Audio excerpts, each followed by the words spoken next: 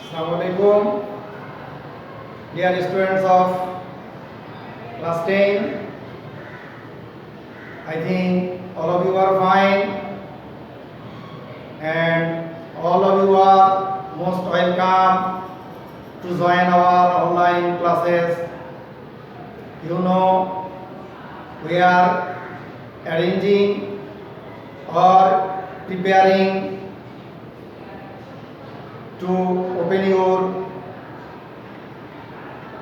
school, and in this meanwhile we are also arranging or preparing for your half yearly exam. I think all of you are staying home and taking your preparation for half yearly exam. For the students of class 10, we select some important questions just for cadet college questions, that the questions of test exam 2019 test exam, অর্থাৎ 2019-এ যারা test পরীক্ষা দিয়েছে তাদের যে test পেপারটা তোমাদের কাছে available, ওই টেস্ট পেপারে 2019 সালে যে ক্যাডেট কলেজের কোশ্চেনগুলো আছে ওই সকল কোশ্চেনগুলো তোমরা দেখবে এবং এগুলোর উপরে তোমরা একটু প্রিপারেশন নিবে। তো আমরা যেহেতু 2020-এ ওই প্রশ্নগুলোর উপরে পরীক্ষা হয়েছে, আর 2021-এ তো আমরা পরীক্ষার্থীদের জন্য কোনো টেস্ট পেপার আমাদের নেই বা পরীক্ষাই হয় নাই। সো ওই টেস্ট পেপারের যে প্রশ্নগুলো আছে, আবারও আমি তোমাদেরকে খেয়াল করাচ্ছি, 2019-এ যারা টেস্ট পরীক্ষা দিয়েছে অর্থাৎ 2020-এর পরীক্ষার্থীদের টেস্ট পেপারে যে ক্যাডেট কলেজগুলো, ওই ক্যাডেট কলেজগুলো তোমরা ইংলিশ ফার্স্ট পেপার এর জন্য ওইগুলো একটু প্রস্তুতি নাও, জাস্ট মডেল নমুনা স্বরূপ, এবং আমরাও এই প্রশ্নগুলো তোমাদের জন্য একটু প্র্যাকটিস করাচ্ছি, যেহেতু তোমরা সামনে তোমাদের টেস্ট পরীক্ষা, সেই সুবাদে ওই প্রশ্নগুলোকে তোমরা একটু ভালো করে দেখবে। তো যাই হোক, আমি তোমাদের ওই প্রশ্নের একটা প্রশ্ন মির্জাপুর ক্যাডেট কলেজ, ওই ক্যাডেট কলেজের যেই প্রশ্নটা তোমাদের আসছে ওই প্রশ্নটা নিয়ে আমি একটু আলোচনা করব। বিশেষ করে মির্জাপুর ক্যাডেট কলেজে যে প্রশ্নটা সেইটা তোমাদের EFT English for today text বইয়ের ইউনিট 13 এবং লেসন 2, ইউনিট 13 লেসন 2 এ তোমাদের বিশেষ করে টেক্সট ইউনিট টেক্সট কনটেক্সটের নাম হচ্ছে তোমাদের সোশ্যাল নেটওয়ার্ক সার্ভিসেস। শুরুতেই আমি তোমাদের ওই টেক্সটটা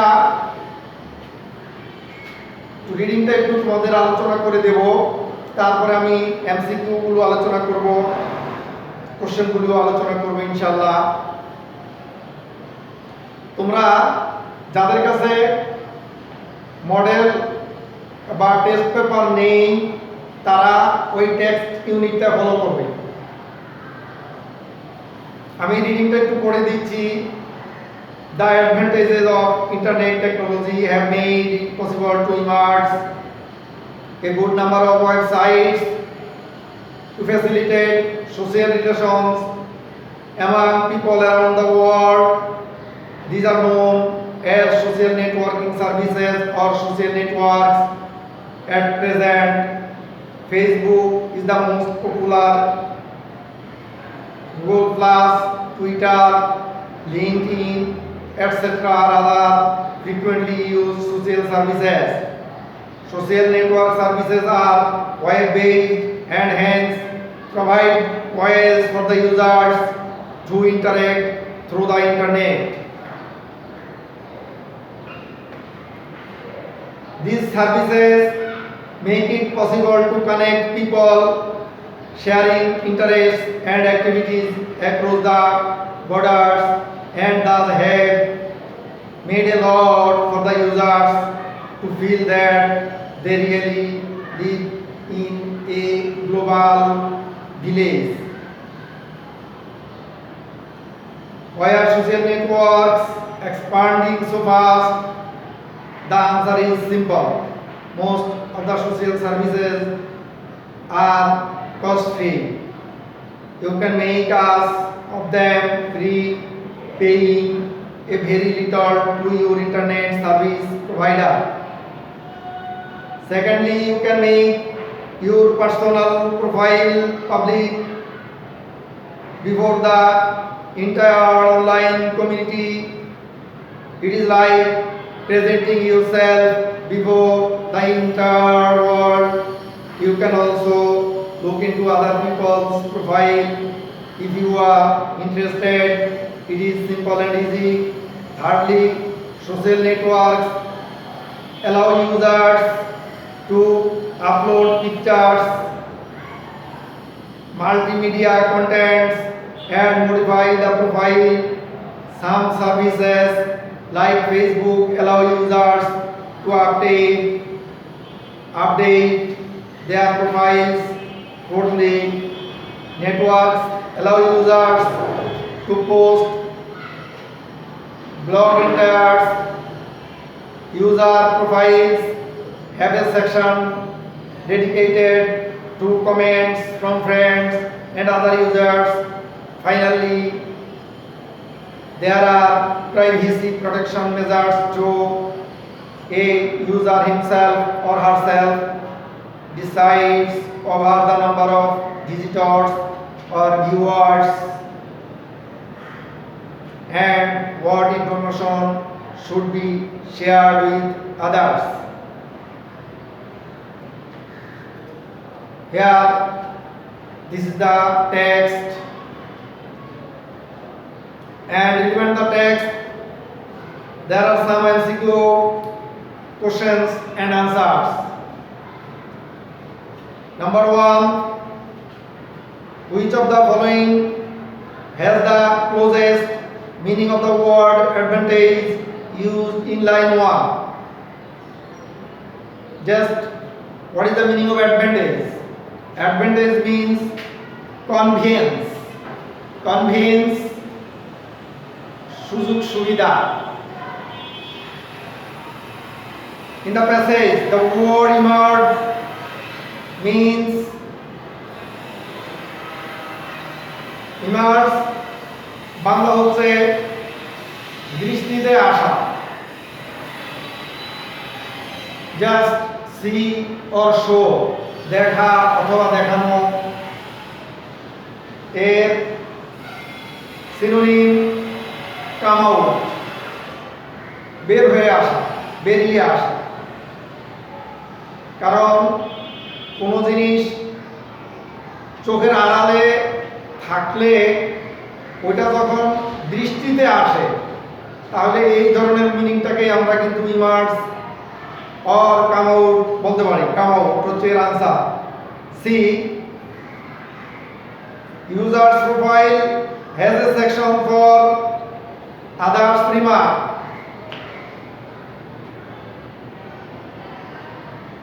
The utility of social websites is promoting universal brotherhood. And what is the base of social networks? Base means basic. Social নেটওয়ার্কসের বেসিকটা হচ্ছে ইন্টারনেট, জাস্ট ইন্টারনেট বেসড। এবং ইন্টারনেট ছাড়া কিন্তু তোমার এই social network quite impossible. In the above passage, the writer has dashed view on social networks, just positive. As is mentioned in the passage, social networks enable the users to decide their own sense of dash. The answer is sharing information. These are the MCQ questions, and I want to inform you, if you want to correct MCQ answer, you must read the passage clearly with the word meaning and parts of speech, verbs, sentence। এই জিনিসগুলো দেখে তুমি প্যাসেজটা ভালো করে পড়বে, তাহলে যে কোনো এমসিকিউ, কারণ এইটা আসলে তোমাদের জন্য এগুলো হচ্ছে একটা নমুনা কোশ্চেন, মডেল যাকে আমরা বলি। এই প্রশ্নের বাইরে যে কোনো একটা প্যাসেজের উপর তোমাদের একাধিক প্রশ্ন, এরকম এমসিকিউ কোশ্চেন 30, 40, 50, 60, 70টা পর্যন্ত হয় বা হতে পারে। এবং তোমরা তাও দেখবে একই প্যাসেজের উপরে বিভিন্ন মডেল কোশ্চেনের প্রশ্ন ভিন্ন ভিন্ন। তোমরা ওই ভিন্ন প্রশ্নগুলো, মডেলগুলো তোমরা প্র্যাকটিস করবে এবং অর্থগুলি খেয়াল করবে, তাহলে এমসিকিউ সঠিক উত্তর করতে পারবে। এবং পাশাপাশি প্রশ্নগুলোর আনসারও তোমরা করতে পারবে। আর বিশেষ করে সিকিউ কোশ্চেনের বিষয়টা নিয়ে আমি তোমাদের সাথে একটু কথা বলবো।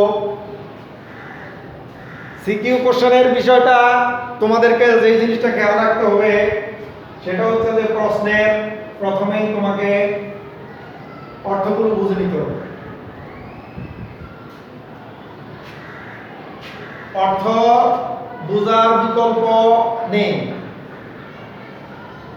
বাংলা ওয়ার্ড মিনিং তোমাকে বুঝতেই হবে, জানতেই হবে সঠিক আনসারের জন্য। আচ্ছা, তাহলে তোমাদের বিশেষ করে কম্প্রিহেনশন বা কম্প্রিহেনসিভ কোশ্চেন আমরা যেগুলি বলি, যে ওই প্রশ্নগুলো তোমার প্যাসেজ থেকে খুঁজে তোমাকে উত্তর দিতে হয়। তাহলে এই সঠিক উত্তরগুলির জন্য তোমাকে কি করতে হবে? প্রথমে তোমাকে প্যাসেজটা ভালো করে পড়তে হবে এবং প্রশ্নটা পড়তে হবে। প্রশ্নটা পড়ে তোমাকে গেস করতে হবে, বুঝতে হবে, বোঝার চেষ্টা করতে হবে যে এই প্রশ্নটা প্যাসেজের কোন লাইন সম্পর্কে বলছে এবং ওই কোন লাইন সম্পর্কে প্রশ্নটা, এটা তোমাকে বুঝতে হলে আরেকটু জিনিস তোমার এখানে বোঝার কৌশল আছে। সেটা হচ্ছে প্রশ্নের সাথে সম্মিলিত এক বা একাধিক শব্দ প্যাসেজের যেই লাইনে থাকে, সাধারণত আমরা ধরে নেই ওই লাইনটা ওই প্রশ্নটার সঠিক উত্তর, সম্ভাব্য সঠিক উত্তর হতে পারে। এর পাশাপাশি তোমাকে কি করতে হবে? অর্থগুলো ক্লিয়ার করতে হবে। অর্থটা বুঝলে তুমি বুঝবা যে হ্যাঁ, এই এক লাইনের উত্তর করব না একাধিক লাইনে তুমি উত্তরটা করবা। আচ্ছা, যদি ন্যূনতম ওই একটা লাইনও যদি তুমি লিখে দাও প্রশ্নের সাথে মিলিয়ে, তবুও আমরা বিশেষ করে প্রায় পরিপূর্ণ নাম্বারই দেই। হ্যাঁ, বিশেষ করে ক্রেডিট মার্ক আমরা যারা এক্সট্রা অর্ডিনারি বা নিজের থেকে কিছু লিখতে পারে তাদের জন্য আমরা কিছু ক্রেডিট মার্ক আমরা সেখানে রাখি। সো তোমরা চেষ্টা করবে প্রথমত ওই মিল রাখা বা মিল করা বাক্যগুলোকে তোমরা সিলেক্ট করে নিবে প্রশ্ন অনুযায়ী এবং ওই প্রশ্নের সাথে মিল রেখে তোমরা আনসার করবে। এবং বিশেষ করে সিকিউ কোশ্চেন যেটা, এখানে একটা প্রশ্নের সাবজেক্ট, যেমন তোমাকে প্রশ্নের সাথে উত্তরের স্ট্রাকচারের একটু অবশ্যই কি থাকবে, পার্থক্য থাকবে। যেমন প্রশ্ন সাধারণত আমরা WH ওয়ার্ড দিয়েই তোমাদের করা হয়, আর WH ওয়ার্ডের পরে ভার্ব থাকে, তারপরে থাকে সাবজেক্ট বা নাউন বা প্রনাউন। তাহলে তুমি যখন আনসার করবা তখন সাবজেক্ট বা নাউন প্রনাউনটাকে সেন্টেন্সের শুরুতে আনবা, তারপরে তুমি ভার্ব আনবা, তারপরে তোমার প্রাসঙ্গিক জিনিস প্যাসেজ থেকে নিয়ে আসবা। এইভাবে তুমি প্রশ্নগুলোর উত্তর একের পর এক তুমি লিখে দাও। তাহলে এর জন্য তোমাকে প্রথমেই ওয়ার্ড মিনিংগুলো ক্লিয়ারলি বুঝতে হবে এবং বেসিক সেন্টেন্স প্যাটার্ন তোমাকে জানতে হবে। যে প্রশ্ন মনে করো তোমাকে বলা হলো যে হোয়াট ইজ সোশ্যাল নেটওয়ার্ক। এখানে একটা প্রশ্ন নিয়ে আমি একটু কথা বলছি, যেমন হোয়াট ইজ সোশ্যাল নেটওয়ার্ক।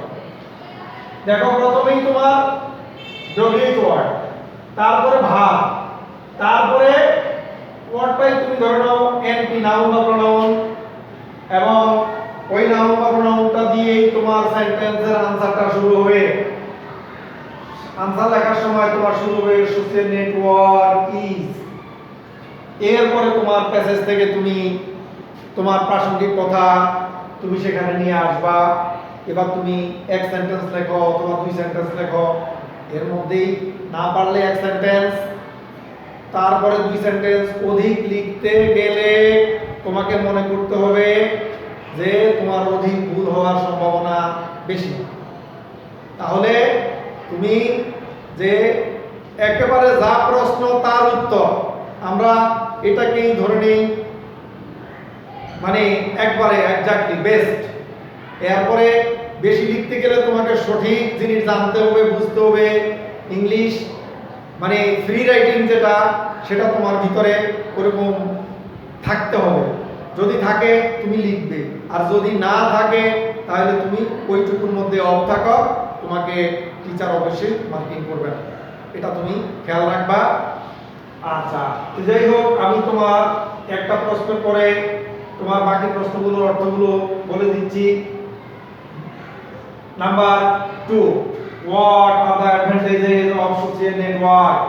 হ্যাঁ, সোশ্যাল নেটওয়ার্কের সুবিধাগুলি কি, প্যাসেজের মধ্যে বিস্তারিত আলোচনা আছে। What is the reason. দেখো, যখন কোনো কোশ্চেনে রিজন চাওয়া হয় তখন তুমি রিজনে তুমি বিকজ, হ্যাঁ, হোয়াই বা রিজন এখানে স্পষ্টই লেখা আছে। আমরা হোয়াই এর আনসারটাই সাধারণত রিজন হিসাবে উপস্থাপন করতে চাই। যেমন what is the reason behind the emergence of so many websites. হ্যাঁ, তাহলে the emergence of so many websites হচ্ছে subject.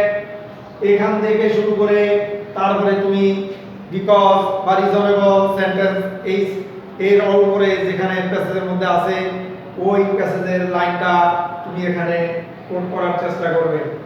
Number D, how can the users take privacy protection measures. হ্যাঁ, মানে গোপনীয়তা কি গোপনীয়তার পদক্ষেপ বা কি গোপনীয়তা অবলম্বন করা হয়, এই ইন্টারনেট ব্যবহারকারীরা তারা কিভাবে কি গোপনীয়তা ব্যবহার করে, এখানে সেই জিনিসটা তোমাকে লিখতে হবে।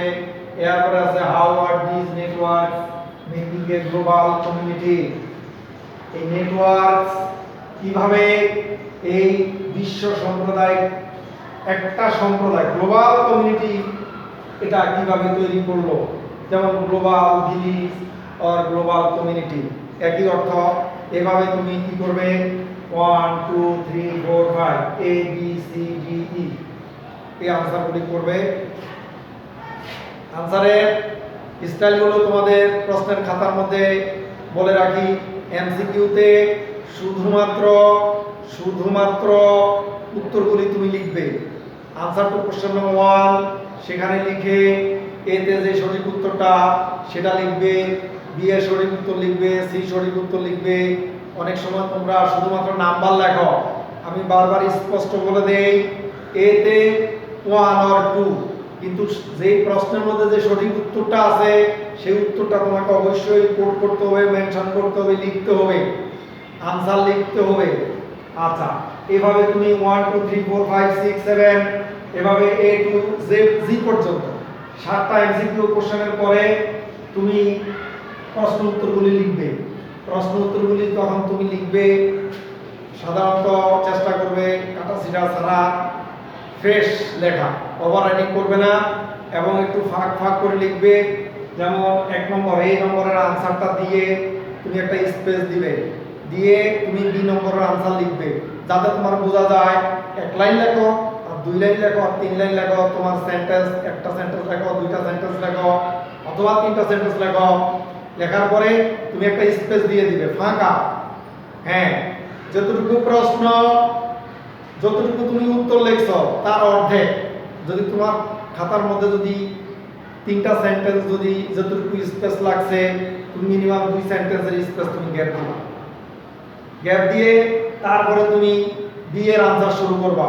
বি এর আনসার শুরু করে তুমি বি এর আনসারটা যতটুকু লাগে অতটুকু ব্যবহার করার পরে তারপরে আরেকটু স্পেস তুমি দিয়ে এইভাবে তুমি A B C D E minimum তোমার খাতার 1 পেজ, মানে আমরা যেটাকে বলি মানে পৃষ্ঠা মানে একটা পেজ, হ্যাঁ, এবং পাতা হচ্ছে এই পেজ ওই page 2 page.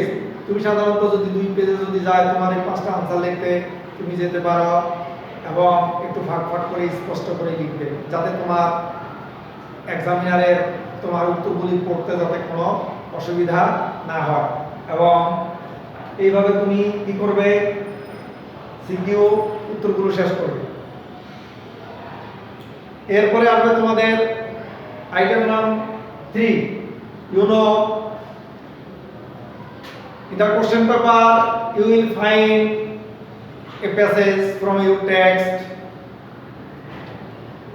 and reading from the given passage, এই প্যাসেজটা তোমাকে পড়ে একটা শূন্যস্থান পূরণ দেওয়া থাকবে। ওই শূন্যস্থান পূরণটা তোমাকে কি করতে হবে, শুধুমাত্র ওই প্যাসেজ পড়ে পড়ে তুমি শব্দের অর্থগুলো তুমি লিখবে। বিশেষ করে তোমাদের এখানে 3 নম্বরে যেই প্যাসেজটাকে এখানে দেওয়া হয়েছে, আমি ওইটা ইউনিটটা এবং লেসনটা আমি তোমাকে এখানে লিখে দিচ্ছি। Unit 3 lesson 4।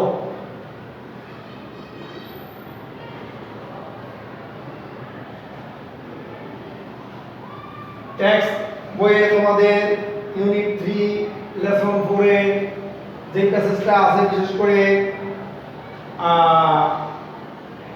International mother language day এবং ইন্টারন্যাশনাল মাদার ল্যাঙ্গুয়েজের উপর 21 ফেব্রুয়ারি যেই প্যাসেজগুলো আছে ওই প্যাসেজ থেকে এই প্যাসেজটা, এই ভোকাব প্যাসেজটা তৈরি করা। আমি প্যাসেজটা বিশেষ করে প্যাসেজটা আমি আলোচনা না করে আমি সাধারণত তোমাকে ভোকাবসের প্যাসেজটা আলোচনা করে দিচ্ছি। এবং টেক্সট 3 লেসন 4 ইউনিট 3 লেসন 4 ওই জায়গাটা তোমরা বাসাতে পড়বা, পড়ে এই প্যাসেজটা তোমরা দেখবে। যেমন আমি তোমার এখানে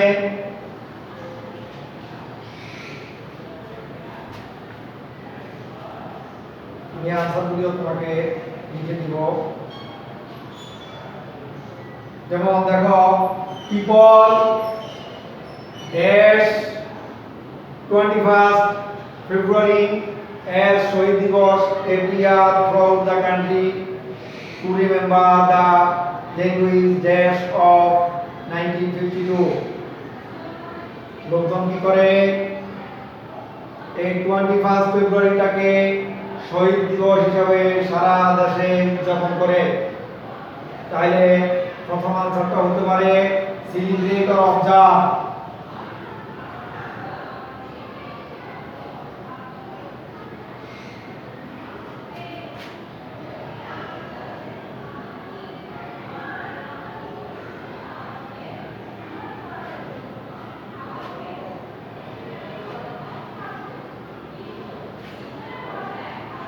Celebrate or observe.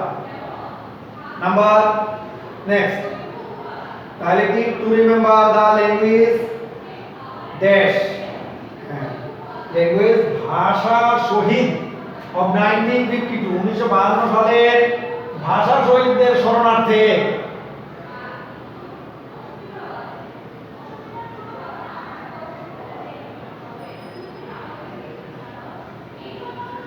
মার্টায়ার্স শব্দটা স্পেলিংটা আসলে অনেকের ভুল হয়, এটা একটু ভালো করে খেয়াল রাখবা। MARTYRS dash up early. দেখো অনেক সেন্টেন্স আছে শুরুতে ভার্ব এর সাথে আইএনজি যুক্ত করে, এবং এই ভার্ব যোগ আইএনজি এটা খেয়াল রাখবে প্রেজেন্ট পার্টিসিপল এবং জিরান্ড যদি ওই শব্দটা ভার্ব এবং অ্যাডজেক্টিভের কাজ একত্রে করে, তাহলে ধরে নিবা এটা পার্টিসিপল। আর যদি ভার্ব এবং নাউনের কাজ একত্রে করে, তাহলে ধরে নিবা সেটা জিরান্ড। আচ্ছা, তাহলে মূলত বেসিক্যালি কি এখানে পার্টিসিপল হিসাবে ড্যাশ আপ আর্লি, যেমন গেট আপ, এই গেট আপটা গেটিং হবে,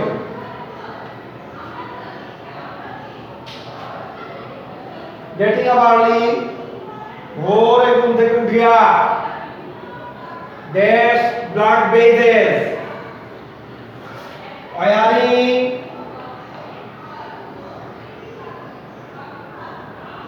ওয়ার শব্দের অর্থ পরিধান করিয়া অথবা পুটিং হতে পারে, putting black badges they go to the Shahid Minar, that the morning sun,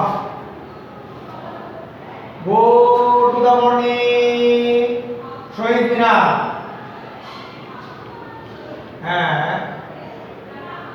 singing,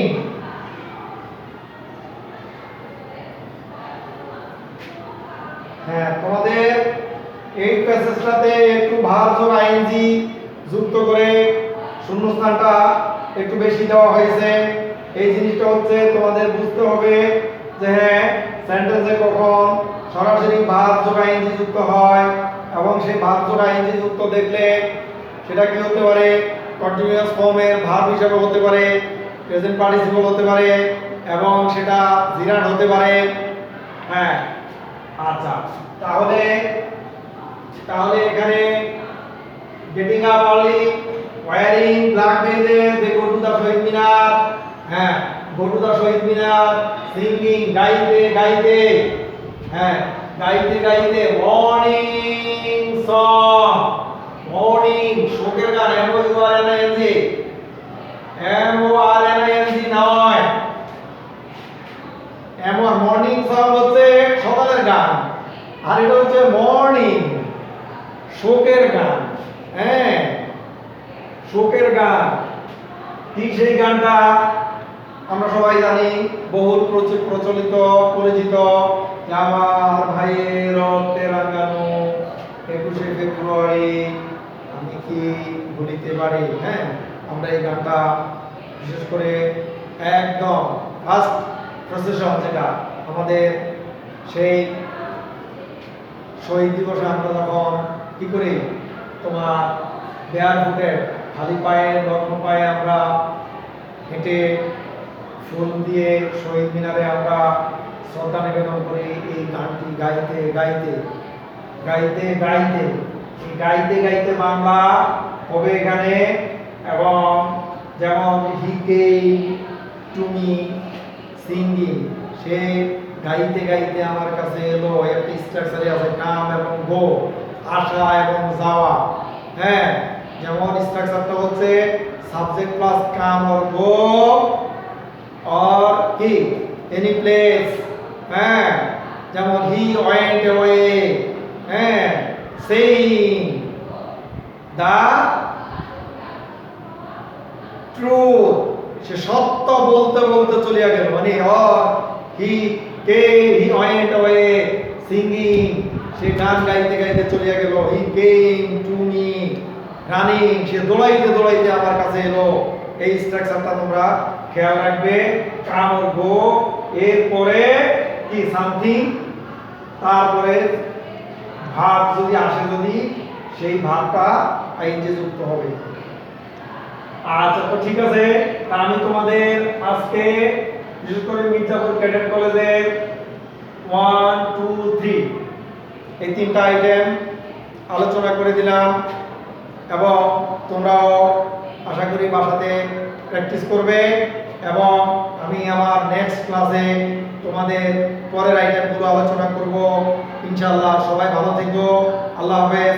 আসসালামু আলাইকুম ওয়া রাহমাতুল্লাহি ওয়া বারাকাতুহু।